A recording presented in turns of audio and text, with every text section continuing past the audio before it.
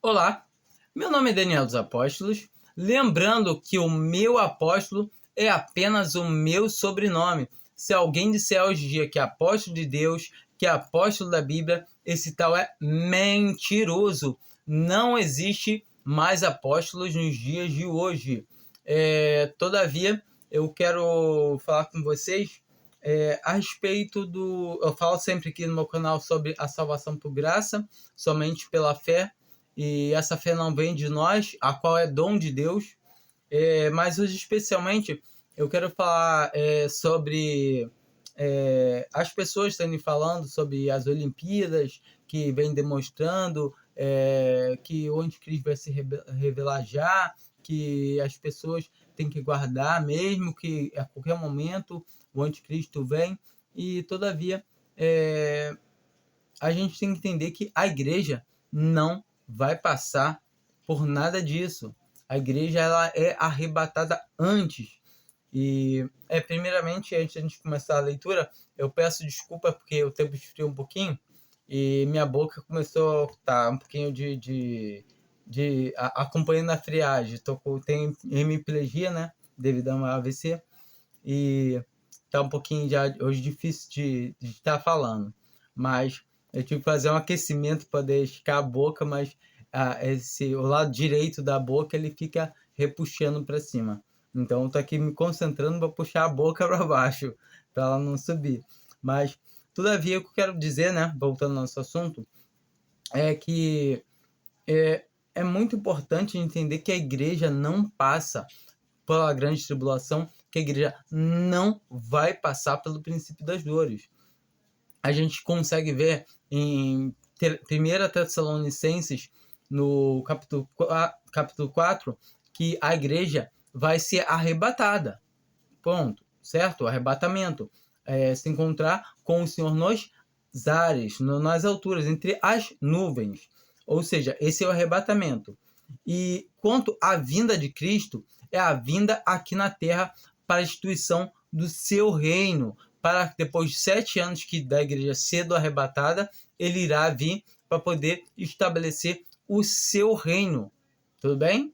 A gente tem que entender isso. E a gente consegue ver essas questões utilizando os livros de Daniel, usando as palavras que estão na própria palavra de Deus, e não adivinhando por sinais. Realmente tem sinais, mas esses sinais são instituídos para os que vão ficar aqui realmente. E eu acho que a gente não deve se impressionar com esses sinais, porque realmente, hoje em dia, o mundo está agindo em sintonia com o seu príncipe. Qual o príncipe desse mundo? Satanás.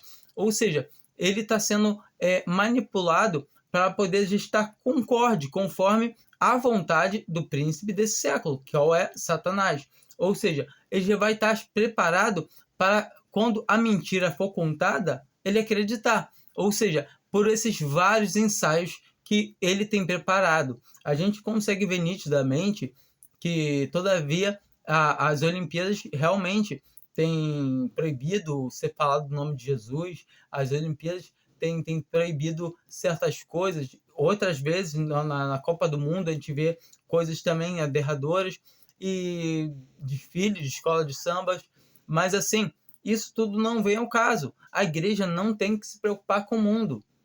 O próprio Senhor Jesus, ele mesmo deixa bem claro que ele não roga pelo mundo.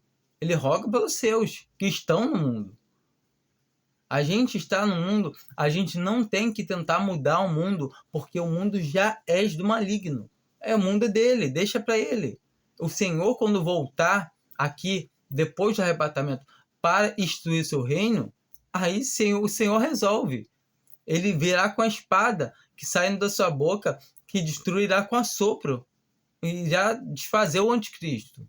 Então, todavia, a gente não tem que se preocupar com as coisas que amedrontam. Vai acabar o mundo, vai começar a grande tribulação. Não tem que se amedrontar com essas coisas.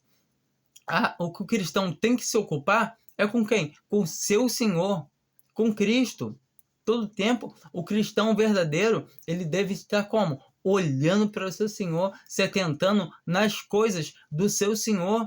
O seu Senhor é tão maravilhoso. O seu Senhor se entregou. O seu não, o nosso, né? O nosso Senhor se entregou por nós.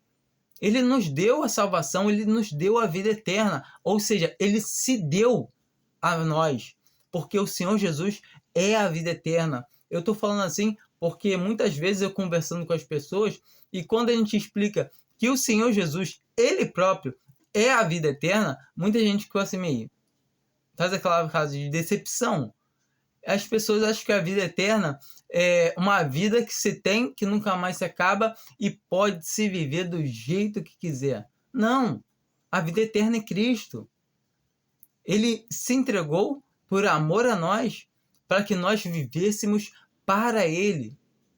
Você tem que entender o mistério das coisas de Deus, que a igreja é a noiva de Cristo.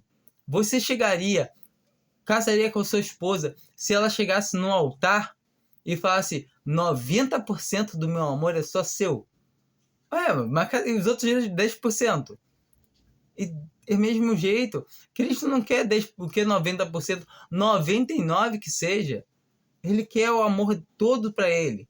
Ele se entregou por nós e o amor dele nos constrange. A palavra de Deus diz, porque se Cristo morreu por nós, logo nós morremos por Cristo. Nós vivemos agora para Ele.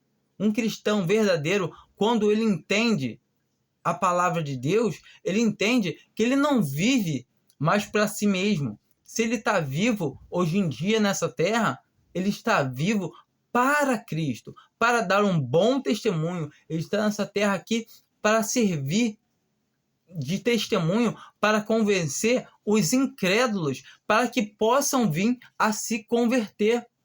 Essa é a vontade de Deus. Por que nós estamos na terra ainda? Se nós já estamos salvos, por que nós estamos aqui? Aqui é um purgatório? Não.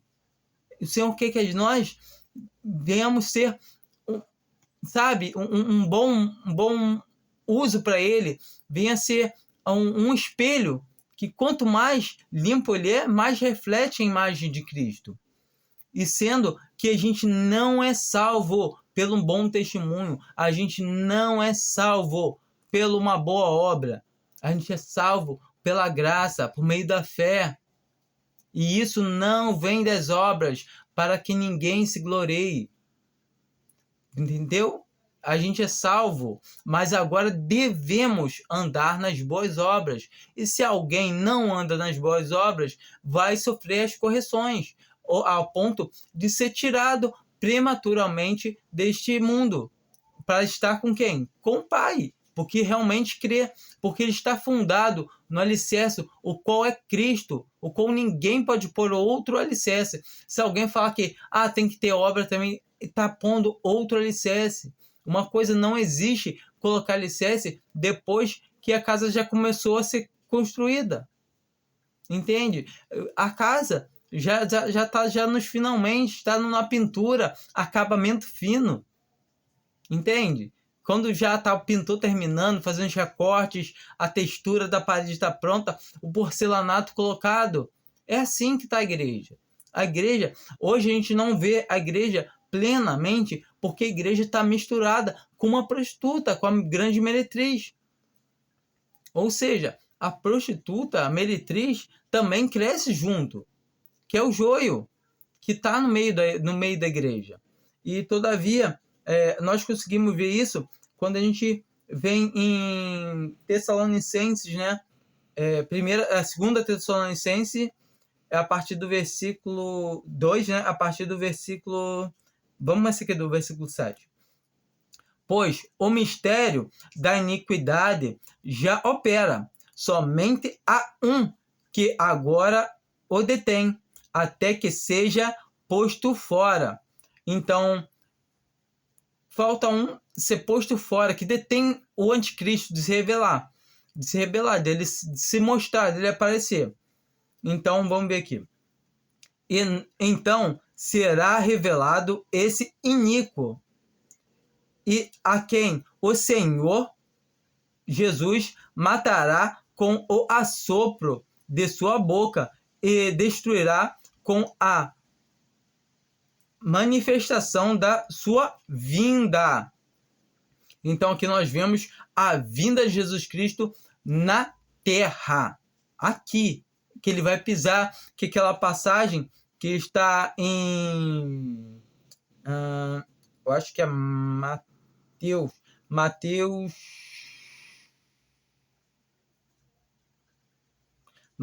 24, ali no versículo...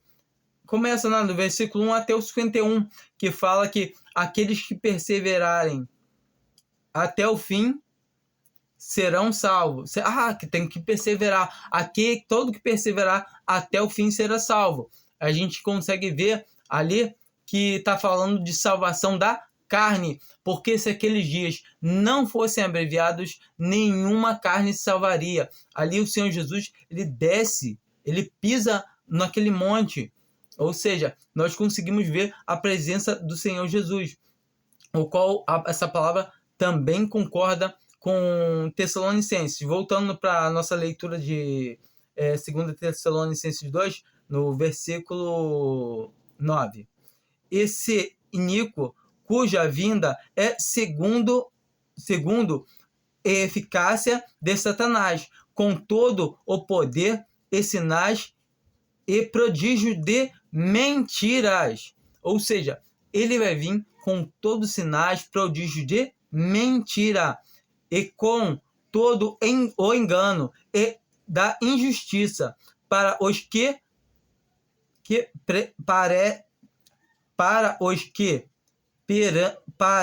perecem, porque não receberam o amor da verdade para serem salvos. Então, todavia, eles não receberam o amor da verdade para ser salvo. Ou seja, o amor da verdade é crer em Jesus Cristo. Todavia, o amor da verdade está aí.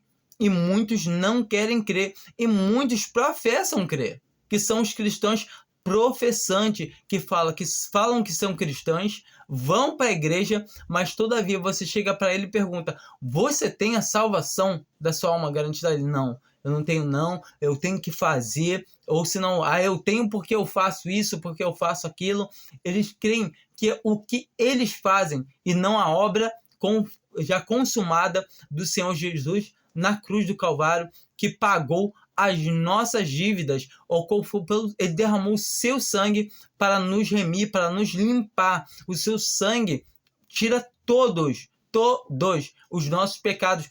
Como diz a palavra, sem remissão de sangue, sem derramamento de sangue, não há perdão de pecados. Deus só pode perdoar o pecado de alguém através do derramamento de sangue de um cordeiro inocente. Ou seja, o único cordeiro inocente que habitou nesse mundo que a gente conhece é Jesus Cristo. Por mais que a gente fale o cordeiro assim, não, mas um cordeiro, animal, não tem pecado, não. Não, porque não serve. Os cordeiros, animais que eram usados, que a gente vê nas passagens, que eles eram símbolos que testificavam da vinda do Senhor Jesus Cristo, assim como aquele cordeiro que eles matam lá no Egito, antes da saída na Páscoa, né, que dá origem à Páscoa, ao que também o Senhor Jesus também morreu, que agora ele é a nossa Páscoa. Então nós cremos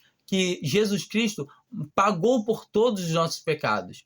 Agora ele já não tem mais pecado nenhum. Ou seja, muitos falam assim: não, só até a nossa conversão, a partir do momento que a gente converte, os pecados todos estão perdoados, e agora daqui para frente, se a gente pecar, a gente tem que fazer obra para pagar. Mentira, não tem como, só derramamento de sangue. E se você creu em Jesus e acha que depois você tem que fazer uma coisa, querer crucificar o Senhor Jesus novamente. E não tem como. Realmente, então, creia somente que ele já pagou por todos os seus pecados, sem faltar nenhum.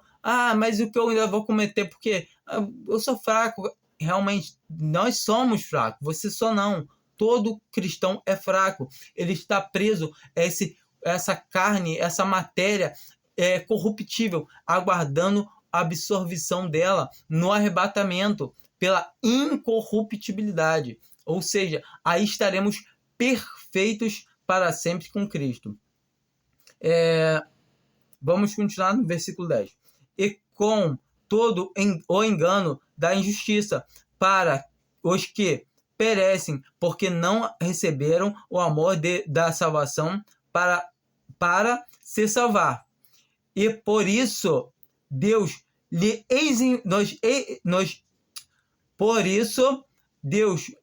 enviará a operação do erro, para que creias na mentira. Então, Deus, o próprio Deus, enviará a operação do erro, para que creiam na mentira. Ou seja, eles vão crer na mentira porque querem, não, porque o Senhor vai obrigar. Ah, não, mas eu não vou querer no nome de Cristo, não. Se você se diz cristão e você vai crer na mentira. A palavra de Deus não mente. Então, creia na verdade agora, que a salvação é por graça, porque senão você vai ser obrigado a crer na mentira. Entendeu? E aí eu pergunto, aonde está o seu livre-arbítrio? Porque muitos falam, não, a gente tem livre-arbítrio, mas não tem. Todos os pecados destituídos estão da glória de Deus. Não há quem busque a Deus. Entenda, não há um sequer. Se você busca a Deus, é porque o Senhor te capacitou. Não é porque você quis, eu que me acordei hoje, me deu uma vontade de começar a crer em Jesus Cristo. Isso não existe. Se você começou a crer em Cristo Jesus, é porque o Pai te deu a Cristo Jesus. Porque todo o que o Pai dá para ele não perderá nenhum, ele ressuscitará no último dia. Então, entenda, se o Pai te deu para Cristo, você não tem como se perder de maneira nenhuma, como o Senhor Jesus fala. Ninguém pode arrebatar uma ovelha da minha mão. Ninguém pode arrebatar uma ovelha da mão do meu Pai. Assim ele fala claramente em João 10, ele deixa bem claro em João 6 que todos que vão a ele serão ensinados pelo Pai. Como ser ensinado pelo Pai? Pelo dom da fé. Porque o Senhor faz dos nossos corações que estão mortos em pecados brilhar, resplandecer a luz, como está escrito. E disse Deus, das trevas resplandecer as luzes. Então, onde tem trevas, se ele quiser, ele faz resplandecer a luz. Porque o que é impossível ao homem, é possível a Deus. Então, quando Deus se compadece de quem ele quer, porque isso não é para quem corre, ou para quem, eu quero, não. É para quem Deus usa de misericórdia. É para quem ele tem misericórdia. E ele tem misericórdia para todo aquele que se reconhece pecador.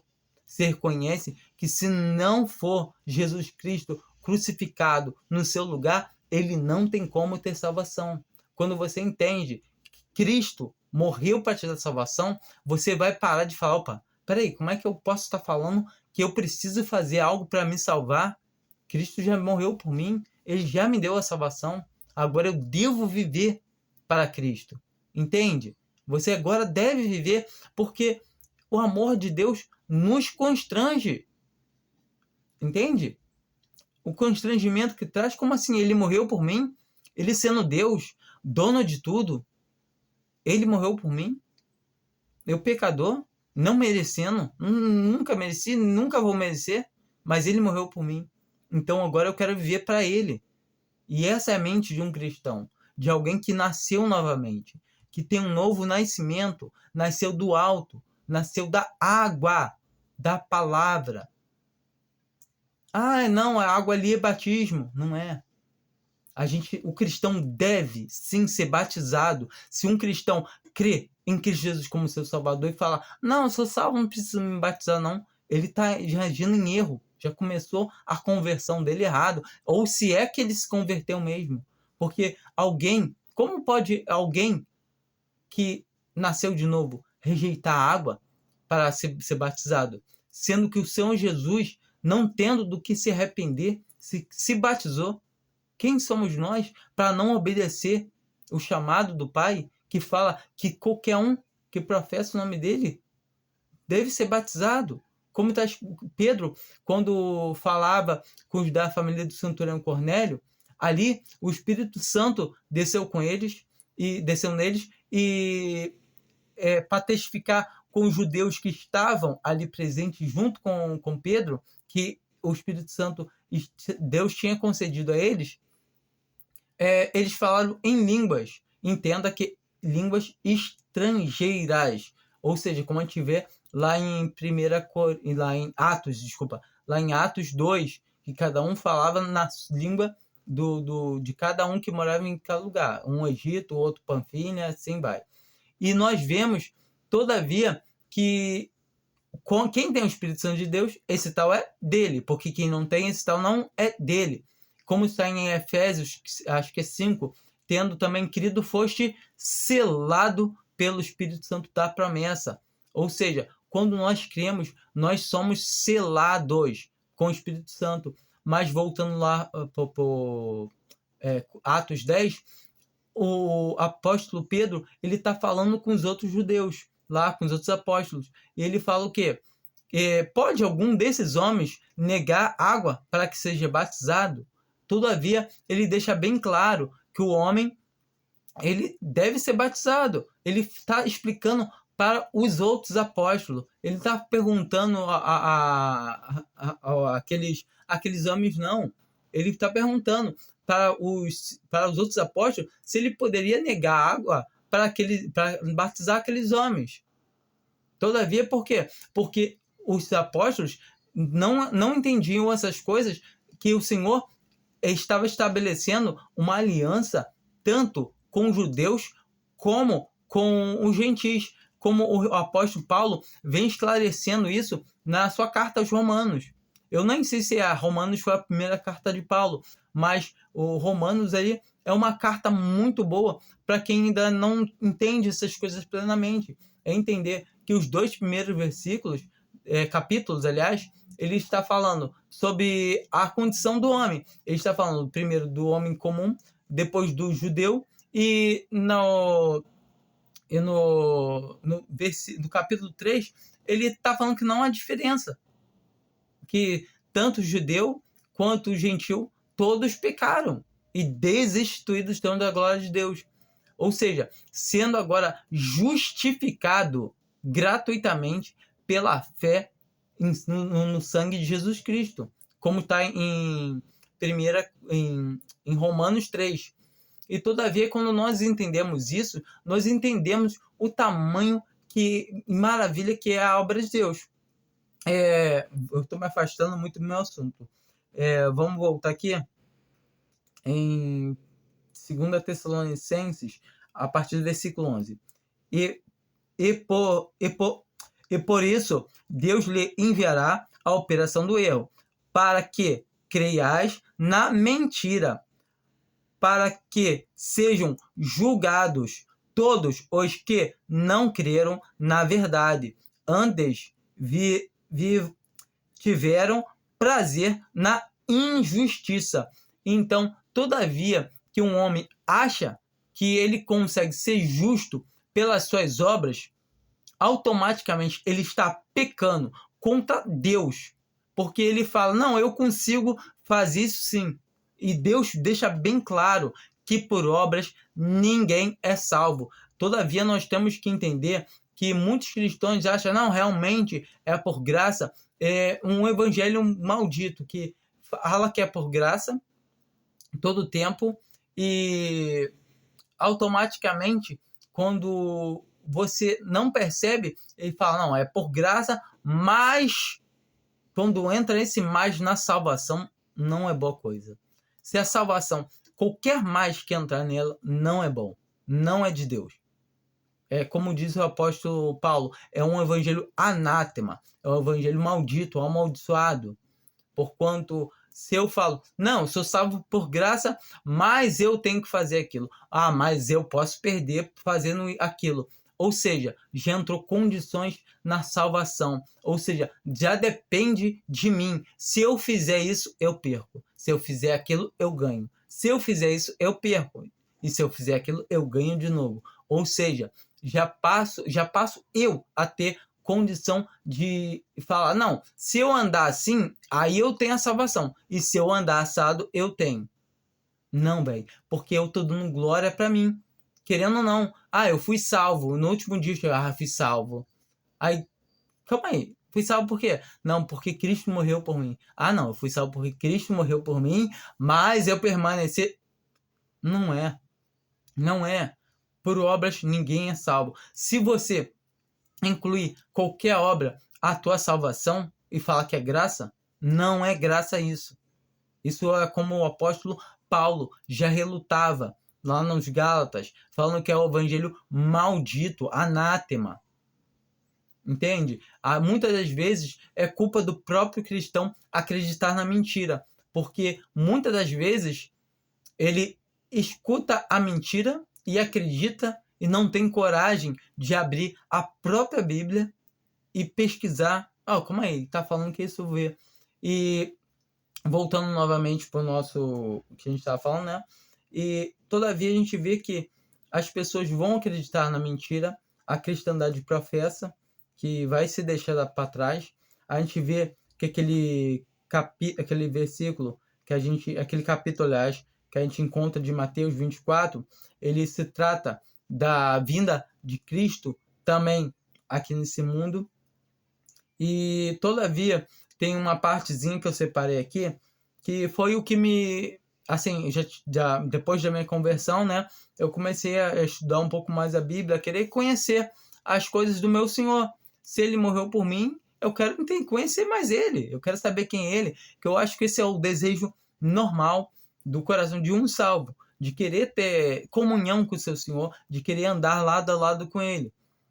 Sendo que muitas das vezes uma pessoa, por sua fraqueza carnal, ela pode sim andar por mais caminhos, pode acabar se entortando para outros caminhos que não deve, mas todavia, por isso a palavra de Deus trata bem claro que existe correção. Não há filho que não esteja sujeito à correção do pai. Se não está andando direito, vai ser açoitado, e a gente vê que existe açoites que levam até a morte, ou seja, são os pecados para a morte. E muitas denominações falam que é morte eterna. Não, não existe isso.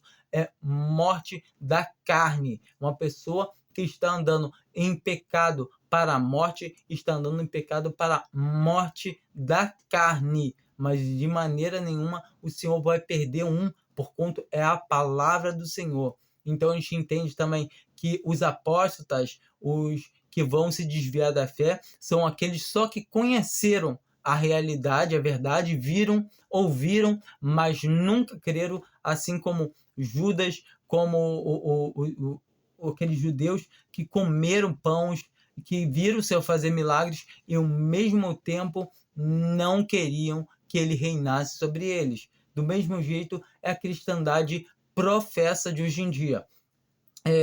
Vamos lá, voltando ao que eu estava falando, em Apocalipse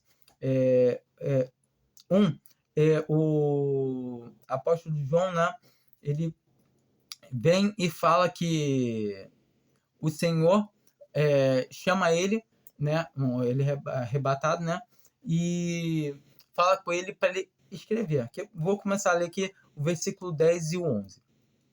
Eu fui arrebatado em espírito no dia do Senhor, e ouvi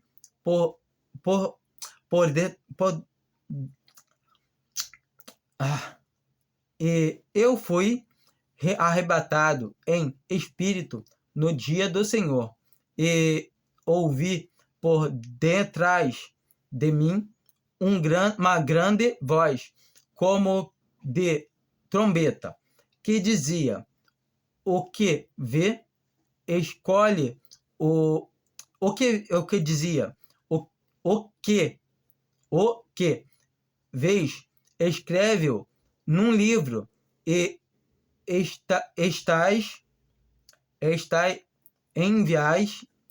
envio enviou às 7 igrejas, e a Éfeso, e Esmina, e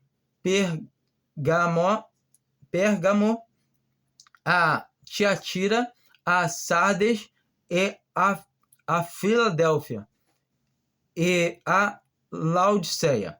Então aqui nós vemos claramente que ele está falando sobre o testemunho das igrejas. É uma coisa que antigamente as 7 igrejas eu também via como igrejas, como alguma coisa física.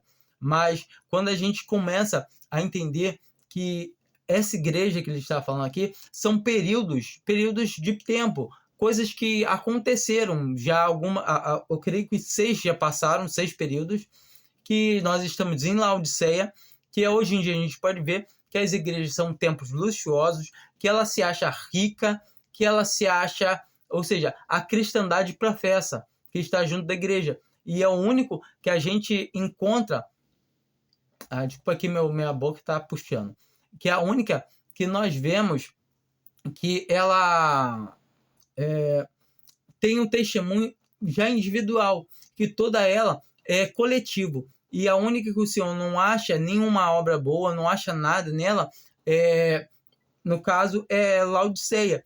E o Senhor fala que está à porta e bate. E aquele que ouvir e abrir, ele entrará e ceará com ele. Então, todavia, nós vimos aqui que no começo, né, Apocalipse 1, versículo 10 e 11, o apóstolo Pedro deixa bem claro sobre as 3 igrejas. E a gente vê, quando acaba ali o capítulo das igrejas de Laodiceia, no capítulo 3, começa o capítulo 1. Então, no versículo 1, aí chega, primeiro Apocalipse 4, a partir do versículo 1. Depois destas coisas, olhei e depois dessas coisas, olhei e em si. Depois destas coisas, olhei e eis que estava uma porta aberta no céu, e a primeira voz que ouvi, voz como de trombeta falando comigo, disse: sobe aqui e mostrarei as coisas que depois dessas devem acontecer. Então, claramente, a gente consegue entender que, como assim? Depois dessas o quê? Acabou os testemunhos das 7 igrejas. E aí, depois dessas, ou seja, o testemunho da igreja acabou porque a igreja vai ser arrebatada entre o versículo 1 e entre o último versículo de Apocalipse. Ou seja, entre o primeiro do versículo do capítulo 4 e o último do capítulo 3. Ou seja, ali, quando o Senhor acaba o testemunho de Laodiceia e começa, ali ele chama para ver as coisas que depois dessas acontecerão. Depois do quê? Do arrebatamento. Então a gente só tem a igreja presente aqui na Terra só até Apocalipse 3. Acabou Apocalipse 3, não tem mais igreja na Terra. E isso concorda com as passagens que falam que a igreja não vai passar pela tribulação. Ou seja, nós estamos a qualquer momento aguardando a volta do Senhor Jesus. Não falta mais nada para que o Senhor Jesus venha. Nada. A gente só aguarda. Ou seja, um cristão verdadeiro, ele se atenta para o seu Senhor. E não pelo que nós vamos fazer, pelo que nós podemos fazer. Não se atenta para sinais. A gente tem que ver os sinais para ver quando é que vai vir. Não. Ele descansa em paz no Senhor, sabendo que ele tem a salvação, sabendo que ele não pode perder, sabendo que nada pode afligir ele, porque Cristo está cuidando de nós. Ele é nosso Senhor. Quando nós entendemos isso é maravilhoso. Saber que o nosso Senhor cuida de nós. Ele é poderoso. Ele é que nos guarda. Que todo tempo nós vamos estar com Ele. Então, não temos que ter medo. Quando nós nos atentamos para as coisas da terra, paramos de olhar para onde devemos olhar, para o nosso Senhor. Entendeu? A gente, primeiramente, quando passa por algum problema, uma coisa ou outra, a gente deve parar um pouco e olhar para a cruz. Tá certo, entenda uma coisa, Senhor Jesus não está mais na cruz, tá bom? Ele ressuscitou. Só que nós devemos voltar e olhar para o Calvário. Ou seja, que é onde? Do mesmo jeito que Moisés levantou a serpente no deserto, assim também importa que o Filho do Homem seja levantado, para que todo aquele que nele crê tenha a vida eterna. Não entre em juízo. Entendeu? Porque já passou da morte para a vida. Então, quando a gente entende que aquela figura daquela serpente de bronze é Cristo. É uma serpente de bronze que simboliza o pecado. Sabe por quê? Porque ele morreu em nossos pecados. Ele morreu no nosso pecado, na raiz do pecado. Ele eliminou, ou seja, quem crê nele não entra em juízo. O nosso juízo está em 1 Coríntios 3, que é o tribunal de Cristo. Ok? Não entra em juízo, ou aquele juiz de Apocalipse, a gente não vê, a gente não chega na presença dele, porque aquele é um juiz que vem para lavratura de sentença, para aplicar a sentença naqueles que não creram, porque os que não creram já estão condenados, porque não quiseram crer na verdade. E a verdade qual é? É que Cristo morreu em nosso lugar. Ou seja, ou você crê em Cristo Jesus como seu único e suficiente Salvador, ou você, infelizmente, vai ser condenado porque não quis crer na verdade. E, todavia, escolher o amor de Deus não tem coisa melhor. E, todavia, nós, se você tem dúvida, mas clama a Deus, pede a Ele para poder, Senhor, se é salvação só por graça, Senhor, eu não consigo crer. Eu quero crer, Senhor. Tenha que se compadece de mim, porque não tem quem implore, quem clame ao Senhor, se humilhe, que Ele não socorra. E se você se acha que você está salvo porque você fez alguma coisa, você está se afogando e não está vendo, tá bom?